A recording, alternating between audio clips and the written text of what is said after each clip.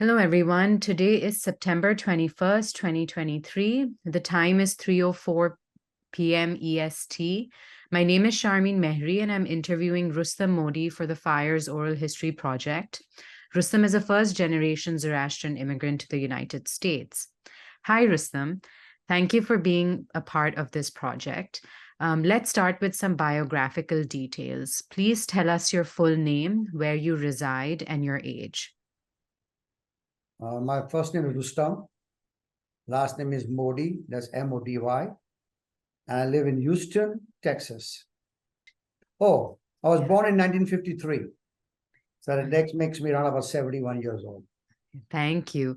So to begin your story, could you describe to us where you were born, and your memories of your early childhood, neighborhood, and home? Yeah, I was born in 1953 in Poona, which is a city just south of Bombay, about 120 miles. That's where I grew up. And I was born as Rustom Irani. My last name was Irani, and there's a story behind why I changed my last name when I came to the United States, and I'll mention that later on. But my parents had two girls before me. My eldest sister was Armighty. My second sister was Farida. There was a 5-year gap between Armighty and Farida. And then Farida and me, there was a 2-year gap. And I'm the third one in the family. And I have a younger brother, Farshid, who's 2 years younger than me. And he joined me in the United States also later on. Of course, my elementary school was my aunt, my mommy used to teach at the school. It was funded by an Irani family. And there were 3 kids in my class. So to be ranked number 2 was very easy. So I was proud of my report card. But then I joined Dastur School. Dastur School was predominantly in those days was Zoroastrians and other minorities also, other ethnicities. But I joined Dastur School and did my elementary, middle school, and high school at Dastur. So basically, and in those days, my fees were actually paid by a Irani gentleman who was a well-known philanthropist in Poona. And he basically paid both my and my brother's school fees through our entire career at school. And the only requirement by him was that we would meet him twice a year with our report card for him to see how we are doing in school. And he was very proud of us. And so it was a kind of a personal feeling for me to be able to achieve our goal when somebody else was paying the tuition fee and everything. My dad used to work in an ammunition factory. Okay, he didn't manage any hotels or anything. And my mom would make ends meet by stitching at home. She used to make sadras and little baby frocks and things like that. So a very hardworking family. And I think those values got engraved in us earlier on, what it takes to succeed in life, earlier on. And my dad was a perfect example. He did not smoke. He didn't, I never heard him say a single curse word or even yell at us. He basically raised us as an example. I really worship him as of today because he was, and what amazes me was he used to come tired from work. He used to ride his bicycle 5 miles each way, rain, shine, whatever. He was a very vivid, health-conscious individual. And he would come home and he would exercise. First thing, 7 o'clock in the evening, he would exercise. And we would exercise with him. And then he would have dinner. And so that bond was very special with us. And then as we grew up, we used to go see English movies.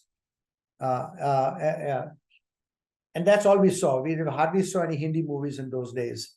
And the only requirement was me and my brother would go early, get the cheapest ticket in a movie house, catch the center seat, and my dad would join us on Sunday evening at 6 o'clock. That's when he was leaving early. He was working 7 days a week because of the ammunition factory. So, but he would always dress up. Even later on, when he came to visit us every evening, even in his old age, he would dress up before dinner. That traditional kind of a thing. And as we grew up, we ironed our own clothes, we polished our own shoes along with him, and he was like that example. that taught us discipline throughout, and everybody pitched their weight around the house. So that was a very actually beautiful times when you think about it, innocent and very value oriented. So, after I graduated from high school, I went to mid college, did my inter science in the Rose Jevadia College, and then I went to engineering school. Part of the reason I took the math and science field is because I wasn't good at memorizing anything. So medicine was out of the picture for me. I actually wanted to be a doctor all my life, but I just didn't have it to get into medicine school. But I was very good in math and science. So I joined the engineering college and I studied mechanical engineering. Graduated in 75 with honors. And then before I even got to my graduation ceremony, I immigrated. I not immigrated, came to the United States to study, do my advanced studies at the university. So those were the happy times. But the one thing I learned when I was in school was I was very good at, I was very athletic. I'm only 5'7", but I was very athletic and all kind of sports. But my main sport was I used to be a boxer. That's what my dad was. My dad used to be a boxer. So I automatically being exposed to it. I started boxing at a very young age, like I think 8 or 9. And did very well. Went to a lot of state tournaments, things like that. And played some pretty advanced in my weight class. But the reason I'm bringing in a boxing is it taught me discipline in life, because as a young 12 or 14-year-old kid, I had to get up in the morning, go for jogging as part of the training program. So it taught you discipline earlier on to balance work, studies with sports, and able to excel in both of them. So I think that my brother has picked up the same values. So, I mean, it really taught you. So I'm a big proponent, even with my own kids. For them to play sports was part of the day-to-day routine that they went through. It just teaches you the discipline from that perspective. Not to excel or be a professional. Back home, there wasn't nothing like that kind. But just to participate, it teaches you discipline in life. So I came to the States in 1975. I was the first one who immigrated. Of course, I didn't have any scholarships or anything. It was a last-minute decision I'd made. And I had applied to 3 places, University of Oklahoma, Florida, in Gainesville, and University of Bridgeport, I think in Connecticut, if not mistaken. I got admitted to all 3, but the first university I heard from was University of Oklahoma. That was about a month before the semester started. So I packed my bags and left. Luckily, I had scholarships from the Tata and the Setnas, Zoroastrian scholarship. So I was very much obligated to that. And when I came to the States, with my luck, since then on, every time I went to a new place, it was a weekend when everything is closed and shut down. So I remember when I landed in Oklahoma City, Friday evening from New York, I had to fly into New York and change the airports and fly into Oklahoma City. But there was a gentleman by the name of Noshirwan Hormozdi. He was an engineer practicing in New York. He was my neighbor's son.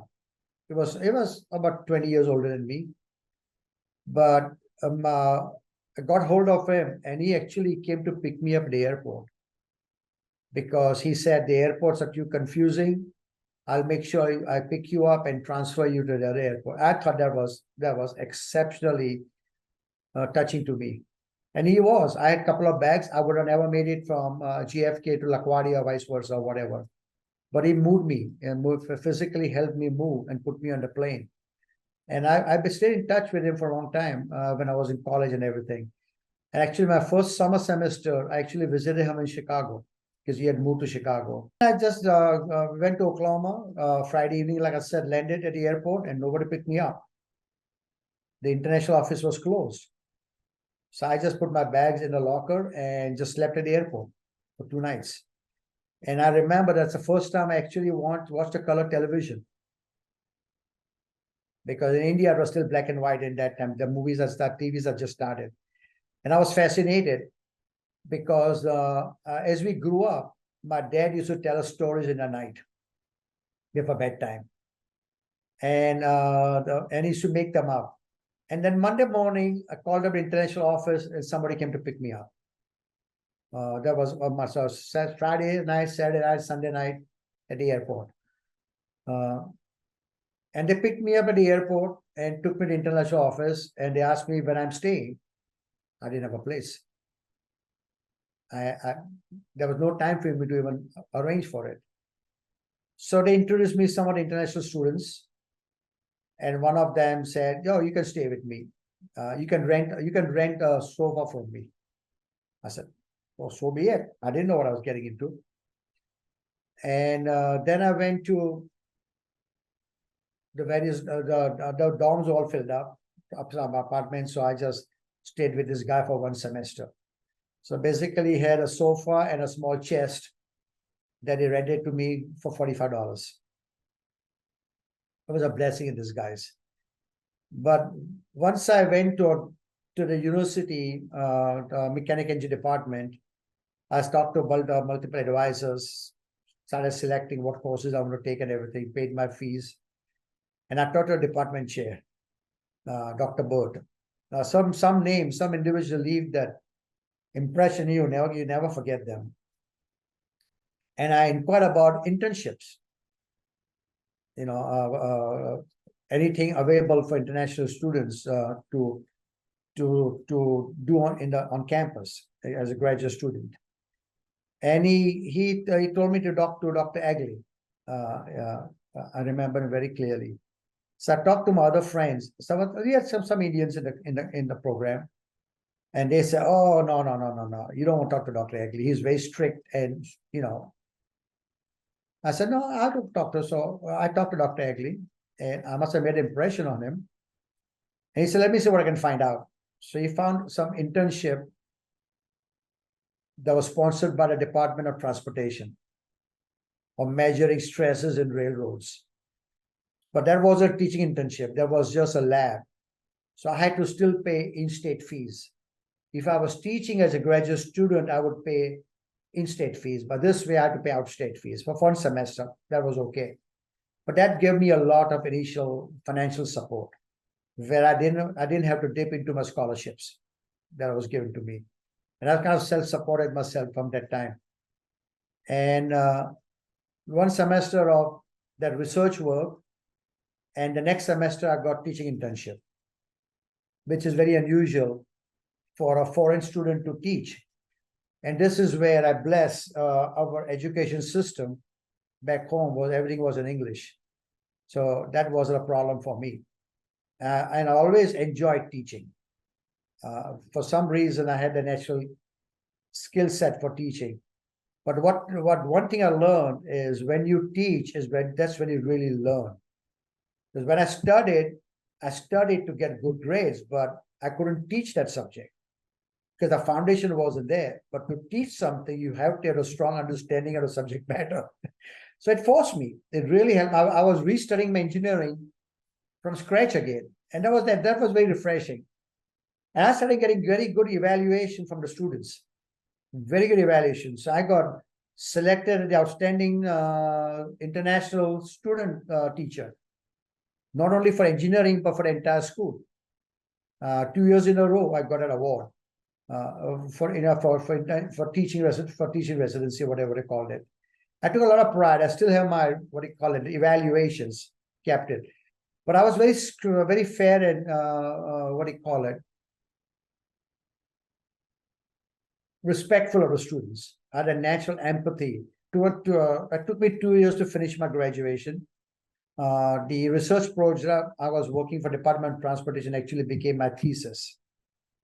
Okay. And that's the first time I really valued why my mom made me take typing lessons in India. And I didn't mind learning typing in India because when I went to my typing class, there were all girls in it. So I didn't mind that at all. I was very good at mechanical typing. So when I came to Oklahoma, there were automatic typewriters in those days. I'm carbon dating myself now. And I typed my own thesis because I couldn't afford to pay somebody $2 a page to type it, all those big equations, things like that. And I typed it myself. So like Dr. Egley said, you might be the first student who's typed his own thesis instead of using a professional person to type it. When you don't have a choice, you don't have a choice. You figure out what to do. So those are my glorious 2.5 years in Oklahoma. After the first semester, I got voted as the president of the association, of the Indian Student Association. And my first wake-up call was the student association was cash negative in the international office. We owed money. There was a negative number next to account. So my responsibility was to turn it positive. And the way to do it was, the only part of revenue was we used to bring movies from Chicago. They came in those big reels, and we used to bring them in, rent a projector from the international office and screen it for the students and for the families in Oklahoma City that would come to watch the movie. These are all Indian movies because Indians missed that because there was no movie house over here that showed Indian movies. The only time they saw was when we brought them from the Chicago. There was outfit that rented Indian movies and those big reels that you load up in a projector and run it. And then next morning, Sunday morning, you took it to the post office and shipped it back. So, and we made some good money, $1 ticket, $2 ticket, and it would be packed in the assembly room where we showed it. But I did all the work myself because my student body wasn't very, what do you call it, wasn't very helpful or not dependent, put it that way. I got frustrated one time. I said, you guys don't do anything. Come to the movies for free because you're a member of the election group. So I say, if you're not going to help me, guess what? I'm firing all of you. And that's when I got a reputation of Indira Gandhi when she had the what do you call it, the rule in India where she fired the cabinet or whatever, or martial or some kind of a rule. Emergency. Yeah, exactly. Anyway, so I had an emergency order in place. And it was in place until I left the school. And when I left the school, we were like $4,000 positive. So that was my first kind of experience. But I don't know if I told you this last time, but there was one interesting incident I had in my first semester at working. And again, it shows up what you're capable of. And I used to work in Oklahoma City. And I had a first car that I bought was a Toyota Corolla. And I didn't have my driver's license yet. I had a temporary license. I used to work at Oklahoma City on weekends to make some extra money to be on my in residency. And I used to work on weekends in the night shift. And 1 o'clock in the morning, I was closed a little small mom and pop shop, close it, and drive back to Norman, which was about 35, 40 miles from Oklahoma City. And one snowy day, freezing day, coming down a side lane across campus, I got in a car accident. My car skidded, and I ran into the opposite guy. It was a pretty bad accident. The roads were frozen. I had never experienced ice before. And I was knocked unconscious for a couple of hours in my emergency room, recovered. The students found out, and one guy came and picked me up. And after a month later on, there was a lawsuit filed on me by the opposite guy. His insurance company filed a lawsuit. Of course, I had nothing. I didn't have insurance also. I did not have an insurance because I didn't even know what the concept is. I just had a temporary card and I had a driver's license. So anyway, to make a long story short, I went to a courthouse and the judge told me, where's my lawyer? I said, I don't have a lawyer. So he says, what are you going to do about it? So I don't know. I said, it's the first time explaining. I'm an international student. He said, well, if you don't have a lawyer, what are you going to do? I said, well, I'll defend myself because I don't think I was guilty of the accident. He said, okay. So he explained me the rules and everything, and we scheduled the trial a week or 10 days later on. Of course, by that time, the word spread on campus because I was a president of the society by that time. And next time I came for my trial, the house was packed. We're all international students. I mean, just packed, more inquisitive than supporting. I don't know. And long and behold, my advisor was there in the room. He just wanted to see what I'm made of. So anyway, the trial started. The cop came on board as a witness. He is the one who gave me a ticket and everything. And I cross-examined him. And I had a tendency of jumping in and out. When other guy he said, and the judge had to remind me every time, your turn will come. If you do this, you can do it. This was a lady judge. And I learned the process of due process. And in question of multiple witnesses and everything, I questioned the cop quite a bit and caught him lying, basically. He said the weather was nothing wrong with the weather. Well, the ambulance that came to pick me up got in an accident also. So, without getting too much into detail, I was found not guilty. So that was a big cheer in the thing, and that was a headline in a newspaper about my accident also.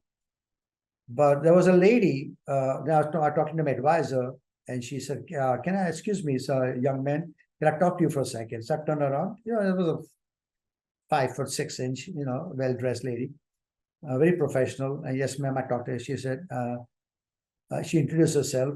And she happened to be the mayor of the city. So my witness was the mayor of the city. And she said, "What's your profession?" I said, "I'm studying engineering." She looked at me jokingly and said, "It's not too late to change your major." I said, "Why?" I said, "The way you were presenting, I think you should go become a lawyer." And my advisor says, "No, ma'am, he's not going to be a lawyer. He's studying engineering." So I started laughing. But those are the instances that give you that personal satisfaction of, if you make up your mind on a particular challenge, you can achieve whatever you want. So then of course, I graduated and I interviewed on campus. In those days, if you did not have a green card, you couldn't interview anybody.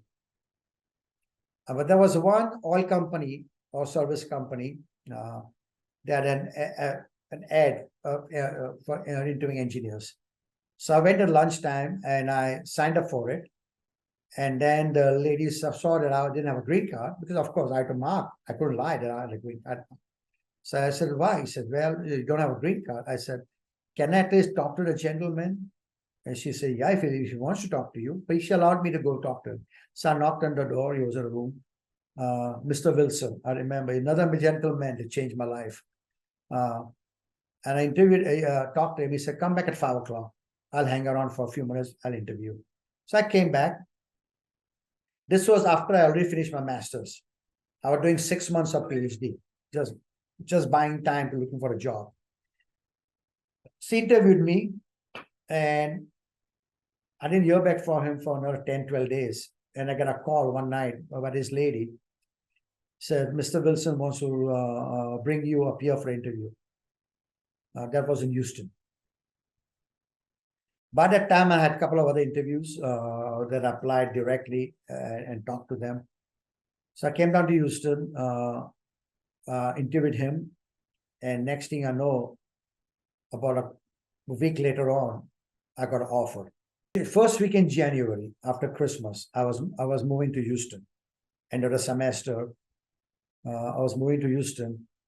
And by that time, my first car was totaled in Iraq, and I bought a Volkswagen Beetle for $300. So I thought I'd get the car serviced real well before I take it for a long drive. And I paid a technician to really service the car. And, and I left Oklahoma, Norman to Oklahoma City, coming south to Houston. 60 miles from Oklahoma City, the city of Ardmore, my car just stopped, engine locked up. Didn't know what to do. I was stuck. Only thing I had in my car were books. That was my most valuable possession. So I had it towed to a gas station in the city of Ardmore. And the guy looked at the car. No, he stored the car for me. And they told me that I didn't have any oil in the engine.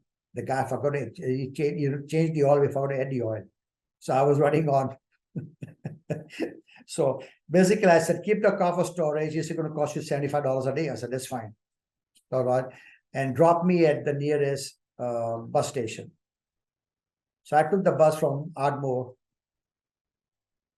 to Dallas, and then changed the bus from Dallas to Houston. And guess what day it was? Friday evening. Okay. And those I only knew about, I did not have any names in Houston. So I stayed at the downtown hotel. That turned out to be a pretty rough place. Mainly it was for prostitutes and drug addicts, or what, I didn't know any better. The hotel was cheap, so I took it. So I stayed at the hotel and I called up my boss, telling him I was in Houston and I didn't have a car and I'm staying at this hotel. He goes, if I were you, son, I would not move from the hotel or even go out. Just be very careful. And then Monday morning, he sent a young engine to pick me up. Came to work, and I still had a time to dress up. There's one thing my dad told me: always present yourself, and I've not changed since then. That's very critical. So I came in, and he goes, "Well, you cleaned up pretty good, and you were living in that hotel." I said, "Yeah, but still a shower and everything, so there's no excuse not to." He was quite taken back, and he said, "They gave me a company car." He says, whenever you're ready, you can return it. But right now it's yours. Gas is paid. Everything is paid. Settle down. Take care of yourself. And I worked there about 7 years. And really, I was single that time. So that was 78. When I found a job, I moved to Houston in 78. Applied in 81, I went back to India. That's another major milestone in my life. And I told my sister I'm coming to India, and she goes, "Do you have anybody in mind?" Because I had a bunch of girlfriends back in India, but never communicated with them anything. He said, "No, I don't have anybody in mind. I just want to meet mom and dad."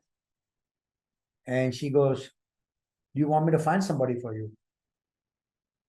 I said, "Not really, but I trust your judgment. If you find somebody, one person, I'll only talk to one person. If it does not work out, don't worry about it. I'm not ready yet." She said, "Okay." And something happened between the old ladies. They knew of this young girl who was studying medicine and was staying at her aunt's place, and our aunt knew. So my sister and her sister arranged a meeting for us the first day I was landed in Bombay at the radio club. I'll never forget that. Here I am coming from Houston. So I was like a little urban cowboy over here. So anyway, so I went to radio club and I saw her, really a genuine uncut diamond. Absolutely plain, simple, typically Irani girl. But she was doing her internship at KEM. She had just graduated. She had just started a program at KEM. So, after we went for a walk and everything, after the dinner meeting at the radio club, I took her to the Taj Mahal, and I sat down to have coffee and everything. This is a pleasant memory you think of. And she ordered a coffee. And guess what this idiot orders? Coconut water. And she's from Danu. Her parents from Danu, okay? And here's an idiot ordering coconut water because I was so desperate to drink coconut water. It's been a long time. So she still laughs about it. She goes, "Oh, Lordy, I thought they must order some fancy coffee and everything. This guy's ordering coconut water." I didn't give a shit. Anyway, then we started dating. I used to come and see her in the evening at the hospital. She was staying in the dorms over there. And lo and behold, something clicked. That was the weekend. Then on Wednesday, I went to pick up at the hospital. She was not in her room, and she was in the emergency room. So I went over there, and there she was in the room in a corner. I was standing near the door. She was tapping somebody from the back with a long needle, getting some fluids out, things like that. And I stood there for 20 minutes, and she didn't even realize I was standing there. just so engrossed in her work. And that's where something inside me told me that that's it. That's it. No second guessing. That's it. So that Saturday, when I took her out for dinner, I proposed to her. And she was literally shocked. She had no intention. She came to meet because her sister insisted. Her mother and sister went to the hospital, picked up and dragged her for the first night dinner. And I proposed to her, she accepted it. And next morning, she started feeling nervous. What did I do? Because here's my career, just got into a prestigious program at KEM, and I'm going to throw everything away to go to the States with an unknown person and things like that. But it wasn't that unknown. Later, I found out that a sister had checked me out in Poona with other people and had nothing but rave reviews about the family agreeing everything. She was not gambling. The person who was gambling was me because, of course, I trusted my sister. She would not have brought me together. And I proposed to her. She accepted it. And that next weekend, we got married. Just family get together. And I extended my stay in the States because I'd come prepared with documentation. In case I got married, I was prepared. I brought all the certificates, everything. Just another thing you learn in life. You've got to be prepared. Anything in life. Because preparation is everything. So next morning, after our honeymoon, next morning was basically sitting together, typewriter and typing the application for immigration.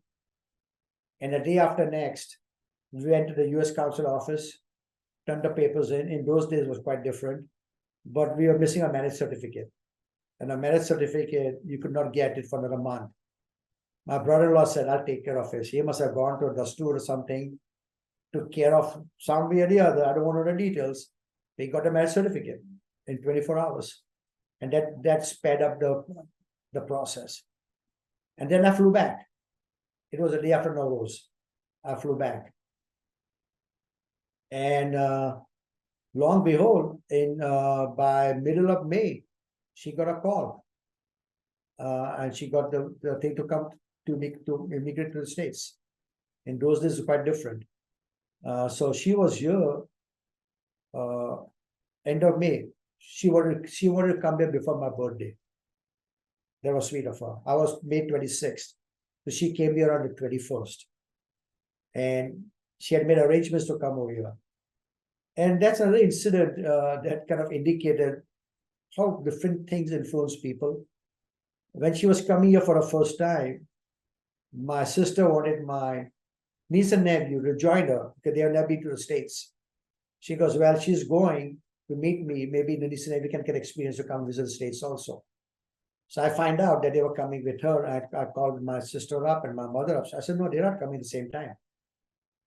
And my mom goes, why are you being silly about it? The kids can fly with her. She's coming anyway. I said, no, my wife is coming along. They can come 2 days later on. I have no trouble with that. Not the same time. And I stood my ground. And then my wife tells me later on that they were very upset at me. And my wife's name is Dina. And she goes, inside me, I just said that this guy has got kahuras to stand up to his mom flat out and said, no, she's coming alone. And she goes, that's the time I really fell in love with you. But by the time it was, anxiety, gamble kind of a thing. So anyway, she joined me over here, and 2 days later on, my niece and nephew came in. They had a good time. But that weekend, I told them, don't bring any clothes, any saris, or anything. Just come simple, and we'll do every shopping over here. So that weekend, we went shopping, bought dresses, everything. And on Monday, she had already had her exams done. She had gone to Hong Kong for foreign EFMG, they call it, or whatever. She was already certified. So she had done own preparation just in case down the line was needed. Her father insisted on that. The father was very forward-thinking. So that Monday morning, Tuesday morning, I took her to the medical center. First time I've been to a medical center. It's huge. I parked my car over there, and I saw this Indian-looking guy walking across. I called him up. Turned out to be he was a He was working in a lab. He was a Pakistani doctor, but only job he could get was in a lab. And he showed us where and what, very helpful, very helpful. So I dropped my wife and I said, knock on every door, every department, ask for if there's an opening for the year that started in June. This is the end of May. June started year for residency, because as I said, some students drop out, some positions they cannot fill. If you're at the right time, you just don't know. Don't be selective as to which one. She wanted to continue with internal medicine. That was the first love. So I said, just knock on every door. At least get to know people, the process, things like that. I said, I'll pick you at 5 o'clock. If I'm running late, keep on knocking on the door. It was very simple instructions. I said, you don't knock, you never knock. Talk to every department, ask questions. She was pretty sharp. I mean, she stood 4th or 5th in our ranking in medical school. You have to be a pretty sharp cookie. So she did that. And I was running late that evening. So by the time I came to pick her up, remember, I was medical center in the downtown Houston. I was in the north part of town. That's almost 35, 40 miles, a long commute and traffic and everything. So when I came to pick her up, she had talked to all departments, and she said, I was waiting for you. And there was only one department she visited. It was pathology. And the guy in charge of the program was not there. So she said, I gave all my paperwork to the secretary in the front. She said, I'll give your paperwork to the guy and he'll get in touch with you. So when she was waiting for me, she decided to go back up to the department to see if he had come in. And lo and behold, he had forgotten something. He came back to pick it up. Dr. McGavin. And he talked to her for 5 minutes and said, come inside, young girl. I'm very interested in what you got to say. Turned out to be Dr. McGavin was born in India to a missionary. So he knew fluent Hindi, different language, American, Texan. And he started talking in Hindi. And my wife struggled with Hindi a little bit, but she could understand enough to have a good conversation. And she told her story, was everything. And he goes, okay, let's see what we can do. Can't promise anything. And exactly 3 days later on, that was June 2nd or 3rd. The semester starts, the internship residency program starts June 6th or 7th. So call him at 3rd and said, we had a dropout in our program. Would you be interested in joining us? And she looked at me and she said, she didn't ask me a question. She said, I'll be very happy to. Her thinking was she wanted internal medicine, was sit at home for a year and basically brought, and intellectually. If I can join a program, learn the system, and after a year transfer out, but don't like it. So she joined the program. Nowadays, she is a nationally recognized pathologist. It's just amazing. It just shows everything is possible. You just have to have the drive and the tenacity and the, and the potential to offer. If you're good, you're good. So became a chief resident, and then she joined the faculty. She had a job in a department as a faculty. And long and behold, she took off. In between, we had a daughter, Roxanne, and continued family. But at that time, we had made a commitment to ourselves that now we are both professional people. Okay. And I speak a lot. I speak a lot on diversity and dual careers in my entire career after my personal experience. I'm big into diversity and dual careers, how to balance work and life, especially with young female engineers. And I've spoken at some professional conferences on that subject matter. And basically made a commitment among ourselves that if there's a conflict, and there is going to be a conflict, family comes first. Religion, and then work. I said, there's a conflict, it's going to be very easy. Work, family comes first. So it started, and some days she had to work late, and I used to have meetings. I would just walk out of my meeting I used to have a boss who was a little narcissist. He was single, never married. His meetings would always be 6 o'clock in the evening or 5 o'clock in the evening. Whole day he wouldn't do anything. 5 o'clock in the evening, he would call his staff together. So once or twice I did, but I had to pick up my child because Ray started going in kindergarten. So I would just tell him, I said, his name was Richard. But, you know, in America, Richard is called a Dick, pet name. And this guy really was a Dick. Okay. So I told him, I said, Richard, I said, I cannot stay at 5 o'clock. I said, to pick up my child. He said, no, I got a meeting. You got to be. I said, no, just watch me. So he called another meeting. I didn't show up. Because I knew they couldn't do anything without me. Okay. And this was I was duly hired by them. Because I'd already left my previous job. This was in 76, 77, during the downtown industry. I'd gone back to school to finish my MBA and then joined this company. And this was my first job, my new job in a new company. Turned out to be really, you know, what can I say? Lack of better terms, I'll just ignore it. But I just told him, and my co-workers appreciated that. And since then, he never called another meeting. Okay, it was daytime during thing. So again, family came first. I had to pick up the child. A lot of time, Dina would come, pick up the child, bring her home, and go back to work again. Things like that. So it just worked, you know, it just balances. And I did that for quite some time because Dina started excelling in pathology, started giving conferences, national, you know, got a break from my advisor. One time he was sick, he asked her to go give a talk, and she just broke to the ceiling. And I used to balance my work with her and declined a lot of international assignments, transferring my family, because my precondition at work was, at the second place I worked at, was that I am not going to move my family. I'm going to be strictly in technology. If I like it, fine. If not, that's fine too. But I proved myself very valuable. So always, I didn't want to move my family because of my wife's job. Her job was more important.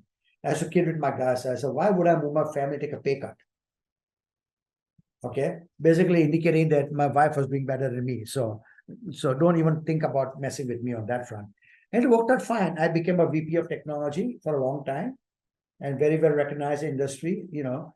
And over my career, along with her getting, I don't know how many awards, lifetime different society awards and everything, I got my fair share of the Waller Awards, Lifetime Achievement Award from SP, the Society of Professional Engineers. So we get, you know, we both balanced our careers very well.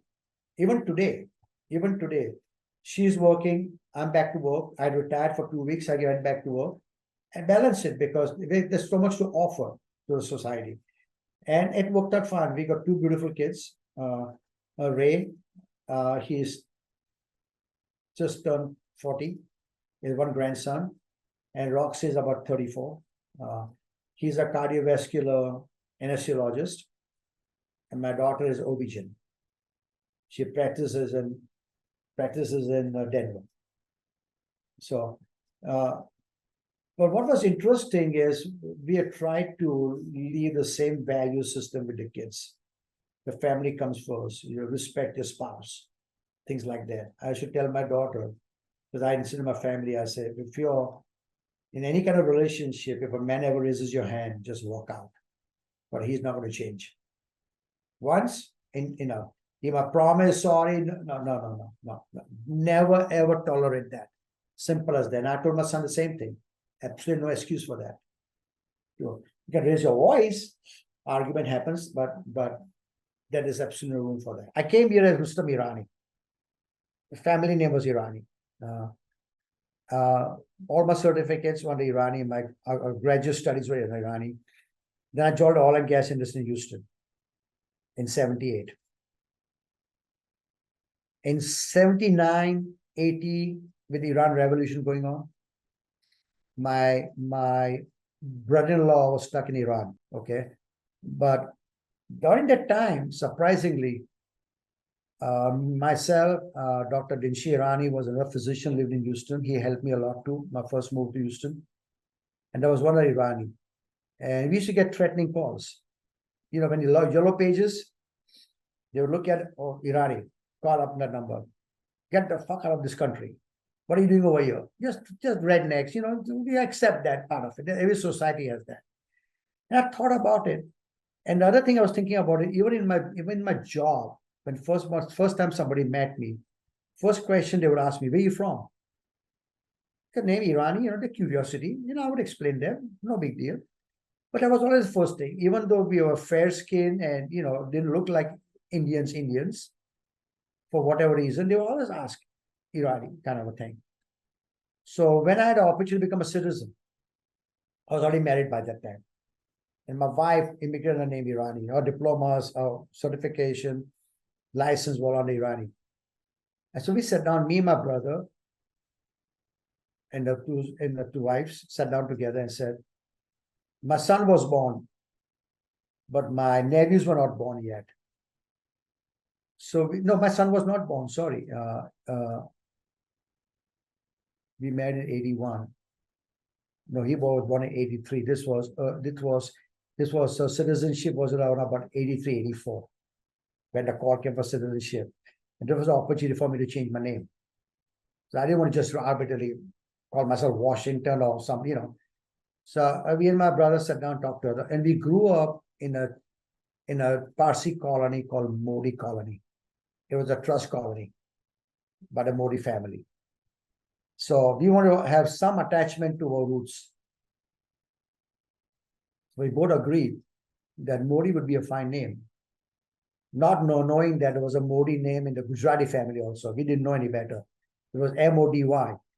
And you say, you know what, this connects us to where we grew up, to this family who provided us housing when we grew up when we were poor. So it was a special attachment. So we agreed, no problem. And the wives agreed too. So I changed my name to Mody during citizenship. My wife changed her name to Mody. And my son, he was just born. He was hardly 9 months old or something. We changed his name to Mody.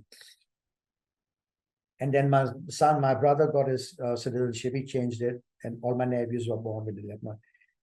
It's made a big difference to the kids because they were so blended into the American society that nobody could even guess where they were from. Okay.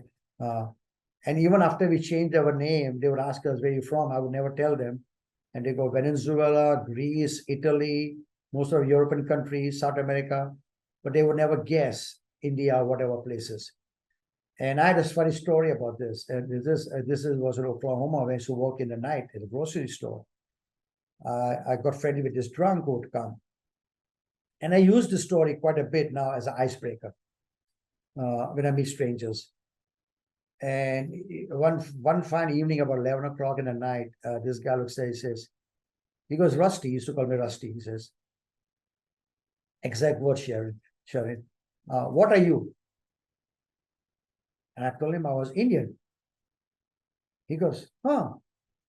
What tribe, brother? What tribe? So I started thinking, I said, tribe. The only thing I remember was watching John Wayne movies. I said, Cherokee. I remember the Cherokee warriors. And Oklahoma is a Cherokee country. I did not even know that time. Oh, he said, you're a Cherokee. And it's like, you know, we became very good friends. And I thought it was kind of funny. So now when somebody tells me where I'm originally from, a lot of these functions I go to, even today, they pick up the accent a little bit. And they go, Rustom, where are you originally from? And I would give Oklahoma. And there was one old lady, I remember, at a thyroid gala. She asked me that question. I looked her straight in the eyes. I said, from Oklahoma. Oh, she said, oh, okay. Started eating. And after 2 or 3 minutes, she couldn't take it anymore. She got very originally from. So I looked at her. I said, which part of Oklahoma you have trouble understanding? Oh, she was so embarrassed. The poor thing. I felt so bad when I did that. And I said, ma'am, I'm sorry. There's a story behind it. I told her the story. She could not stop laughing. Could not stop laughing. Except the fact that I said, which part of Oklahoma you have trouble understanding? That was rude of me to do that. But it's really a great icebreaker for me. When somebody asks me that, you know. And what's so funny is, about 15 years back, I had a director of IT who reported to me. I met her first. And she asked me after my first budget meeting.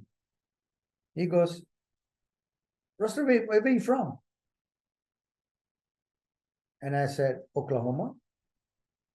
And I think she must have heard this story from somebody else because she played me. And she goes, Oklahoma. And she says, I'm from Oklahoma too. I said, good for you. She goes, what tribe are you? I was a Cherokee. She was a Cherokee. So she said, I'm a Cherokee. I said, oh shit, I got caught. She goes, no. I said, it's pretty funny. So 6 months later, we had another budget meeting. He comes to my budget meeting. I got something to show you. Okay. This is my citizenship Cherokee document.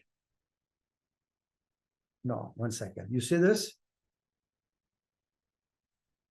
She gives me a hat that says, and guess what it is? My university. So she says, I'm adopting you as a brother. So now when you say Cherokee, you're not lying because your nose won't grow anymore. So this is my official Cherokee certification. Her being a Cherokee is valid. And since then, my kids are absolutely, not that Irani name has any problems over here, but you start with a negative. I don't care. I don't care. People are people. Okay. People are people, especially when the tension's going on. People are people. Nobody understands the history behind it or what happened and things like that. And then it gives you a chance to talk about your Zoroastrian religion to them. Okay. Because you tell them you're from northern Persia, which was ancient Iran, which was Persia. We had a religion over there. You know, and it gives you opportunity to proudly talk about your religion and beliefs. You know, and they always get fascinated when you just sum it up, the religion in good thought, good words, and good deeds. It just blows their mind away. How simple can it be? I said, that's the simple foundation of religion. Doesn't make a difference, you're Catholic, Protestant, whatever. It's simple. And has followed for centuries together. And it's good to be proud, but it gives you a proper quorum to discuss it. So my grandparents came from Iran, but the kids, my dad and mom were both born in India. Okay. I don't know if my dad was born in Quetta or not, but he used to spend his younghood working for his uncle in, is it Quetta? Yeah. Quetta, yeah. There was part of the line that came from Persia through Quetta down to in the south. It was a colony, and the thing I remember is we were living on the second floor, and during the floods in India, in Poona, when the dam broke, we would never get water. So we used to have a tap at the bottom of the house that was shared by the community. Every other building had a tap at the bottom, and the pressure wouldn't be there to move the water on the top. And we couldn't afford to buy any big cylinders or anything for water tanks or things like that. So one of the rituals that I used to do, my dad would follow, is we go buckets by buckets, bring water upstairs. Morning, evening, or what is needed. 5, 6, 7 buckets. I mean, it was like part of who we were and grew up. And until I came to this country, we had just purchased a aluminum container where you can fill up with water one time and then have a tap and get the water. But we used to live by buckets of water, that kind of a primitive. And during summer break, the freedom and innocence was such that, you know, we didn't have summer school like we have over here. It was just playing around the colony. We used to make their own huts out of wood, stakes, timber. You know, we used to have a forest behind us in Poona. We used to go there and break limbs and make a tent and everything. And as a ritual, we used to have a fire inside a tent. It was all behind the buildings. Okay, all the kids get together. We used to go out pigeon hunting with a slingshot and cook the pigeons and eat them. You know, just 8, 9 years old, freedom. And my favorite part I remember was riding the buffaloes. Okay, because there used to be a big milk dairy farm, and they would take those the black ones, not the regular cow, the black ones. They would cut through the streets to go to a lake, which was about 3 blocks away. It was just a big water pond, a well. They used to bathe them in there. And they used to come to the colony eating grass and everything like that. So we would jump on them and ride them. I used to love riding the buffaloes, you know. It just, and the only problem I remember is my mom used to drive her crazy because I was come back smelling like buffalo shit. And next thing I know, I was in the washing myself, taking a bath. And that used to be a daily routine. You know, and I'm thinking, what a beautiful summer camp. In your own backyard with your own friends, growing up, freedom, not worrying about isolated. There were no iPhones, of course, things like that crap. Just really developing that skills, fighting with each other, playing different sports, with And boys, girls playing together. Everything was so innocent. And then there used to be another colony, Parsi colony. We were in a Mody colony. There was a Parsi colony called Adeshabad. And we used to have competition cricket matches between each other. one last question for you. How would you like future generations to remember you by? If you'd like to share anything there. Oh, just remember me, just I remember my dad and mom. But even right now, among us, two brothers and two sisters, the best thing that happened to us, we grew up poor. So money was never the issue fighting for. Most families get torn up apart because of money. And I always preach that to the kids. And at the end of the day, it's whenever we talk, it's all about mom and dad, the values they taught us. And if they can just remember me as a caring dad, caring member of society, never being helpful to everybody. There's one thing I've done. I help a lot of people professionally, mentoring, and family members. All my family members, when they migrated as young kids, students, they always spent 2 years with me. They all joke about it, that if you're not past the Mody boot camp, you're not going to be successful in life. And they know it. But everyone who spent some time with me, they were disciplined. And now they're all successful professionals. So, and now my most recent entry in my boot camp is my grandson. That's what my daughter says. He needs to spend some time in the boot camp. No, that's great. And the other thing, the other thing I remember, about 3 years back, we were having breakfast in the morning during Thanksgiving Day. And out of the blue, my son looks at my daughter and says, "Hey, Roxy, do you remember Dad used to have dinner twice a day? Twice in the evening?" And I said, "Yeah, I remember that." He said, "I figured out after 35 years what he was doing." So I was sitting, I said, "Okay, you're that smart. Tell me what I was doing." He goes, "You didn't want mom to have dinner alone." I said, "Damn right, you're right." And my wife was sitting right there. She broke up.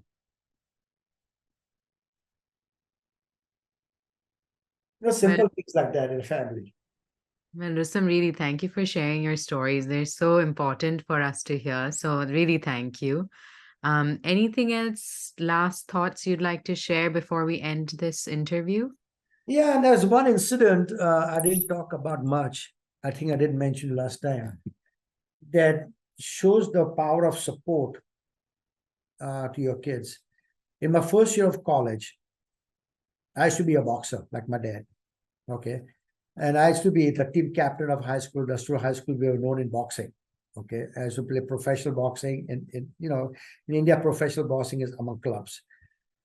But in my first year at the intercollegiate level, I was 15 years old, graduate from high school, still wearing short pants in college. Okay. And I had 2 fights back to back. I was in a bantamweight. Bantamweight, 118 pounds. And I had this one guy who was 6'3", 6'2", skinny guy from South Africa, studying over there. And I was like, my head was right up to him, man. And tall, lanky, long arms and everything. And I had to fight him because it was a weight class. It's strictly by weight. And he never landed a single punch on me because he couldn't reach me. And I would go in there and beat the crap out of him on an inside fight. And I won that fight. And my second fight was really a shaker. But the guy I was fighting was 8 years older than me. He was a coach of this particular college, plus go as a student at Ferguson College. And he had gone to play the Asian Games, not Indian Games, Asian Games. And in the semifinals, he had knocked out a Taiwanese or Vietnamese guy, Taiwanese, I think, knocked him down. And the guy never recovered. He died in coma. So they used to call him Killer Naik, Naik. I remember the name etched in my head. And I was fighting him in the final. You talk about a scared kid. That was me. So I was standing in the ring. He was across the board, man, just shadow punching, things like that. He really trying to, and I'm just sitting there and looked around the corner. So my dad, he had never, ever come to witness any of our fights.